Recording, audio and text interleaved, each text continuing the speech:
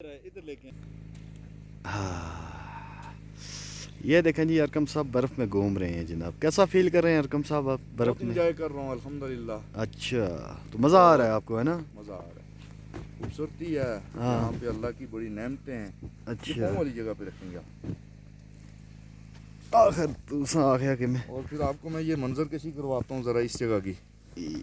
ये ख़ास कर जो हमारे प्रदेश में भाई हैं और आते हैं, जो बर्फ़ के सीज़न में आया करें वो ज़रूर इन जगहों को एंजॉय किया करें जी।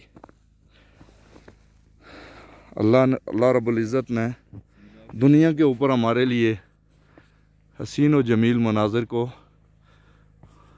अमर साहब आपके क्या ख्यालात हैं? सर बहुत ज़बरदस्त एनवायरनमेंट है, एक स्मोगी सा एनवायरनमेंट है और बड़ा रोमांटिक आप कह सकते हैं उस तरह का मौसम है। और we are blessed people to be here के हम यहाँ पे आए हैं और इस चीज़ को एंजॉय कर रहे हैं। Thank you very much.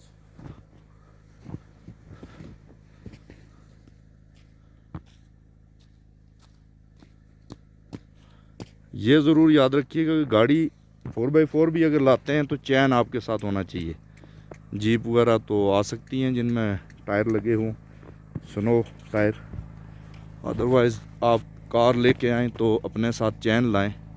आपकी कार आपको टॉप गंगा चोटी तक ले जाएगी,